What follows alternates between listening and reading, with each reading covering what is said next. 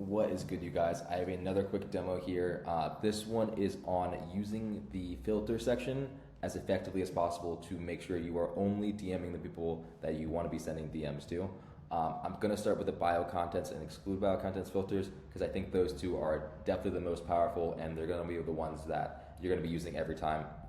The first thing I'm going to do after I've added some sources here is I'm going to actually go to the preview and save page where it's going to let me see some of the people from this list that I pulled in.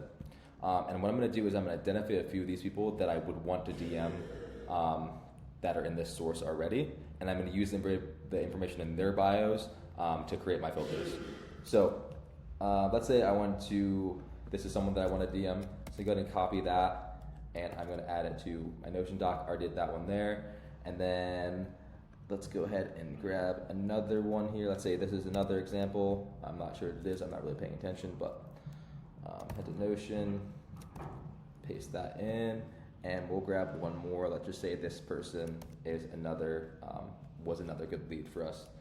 And we'll go back to Notion and paste that in. Now we have a bunch of really good words that people who fit our ideal profile would potentially have in their bio, and we can go ahead and use those to build our filters. So we'll head back to the filter page, and I will just keep referencing the Notion page and add a few of these. So let's say we want to be hitting freelancers, so we know that's there. Paste that in, add another one. Let's say SEO is a good one. Paste that in, and I'll do one more here. I'm sure you guys kind of get the idea of this. So let's say like growth. Maybe a lot of people would have growth in their bio that we want. So we have these two. One really, really important thing to note about how these work is any of the words that are in the same filter, it's going to mean that, so in this like same group together, when I add them together, it's going to mean that if the person has any one of those words, so if they have freelancer or SEO or growth or another word that we add, or say a certain symbol that we add, or a link in their bio, if they have any of those attributes, that means that they are going to be included in our list. All right. So once we're happy with those, we can go ahead and add the filter. And then if we were to add another filter on top of that, so let's just say, we just say founder, and we add that filter, right? So now what this means is you're gonna see that the list has gotten really small because this has made our filters super specific because they need to have the word freelancer or SEO, and that's the important part, and they need to have the word founder. So when you have multiple bio contents filters, they need to have one of the words from each of them. All right, so that's super important to keep in mind here. And just keep an eye on the number of leads that you have remaining in your list. So we'll see that's going to go back up when we do freelancer SEO. And what I would have done there is I just would have gone through a bunch of these words, and like any of those words that I think someone that'll be my potential client would have in their bio, I would just add those on and just make a really big list there.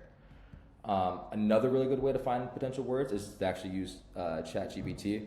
So I will go to my extension here, and I would say, what types of words are agency owners likely to have in their Twitter bio? All right, and then it's just gonna give me a list. So this is a super way, and it doesn't give me that many that time, so I'll say, give me some more. Right, and it's gonna give you a bunch of words that you can use, so just like pick those that you think would be a good option and just like toss them in there and just stack a bunch of those words into the bio contents filter. Also, by the way, this extension or this app, Raycast, is super helpful. It just lets me, obviously you can see I could just pull up ChatGPT right within like any window that I'm in. So shout out Raycast.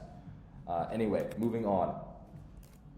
The exclude bio contents does the exact opposite of the bio contents filter. So if they have a word in their bio and we put it in the exclude filter, they will not be included in our list. Anyone who has that word in their bio, so let's say founder, we don't want founders for some reason, and we add that filter. Anyone who has the word founder in their bio is going to be excluded. Next up, the other ones are pretty self-explanatory, I think. Number of followers. We have a few options. You can choose greater than, less than, or between. I think that's pretty self-explanatory. Between, you choose a minute and max. Follower count, so that's pretty useful. Number following, same thing. And then number of tweets as well, if you want to filter based on the number of tweets, if you're looking for like people who are really active on Twitter or something like that. I think that about covers it. My best tip for you guys is just to go to the preview, find a few people that you think are good fits that you'd want to see send DMs to, and just use the words that they have in their bio to create your bio filter. And then just make sure if you're adding two bio filters, like two bio contents filters like I showed you before, that you are aware of the fact that they will need to have one of the words from each of those in order to be included in the list. All right, thanks for watching, and I will catch you guys later.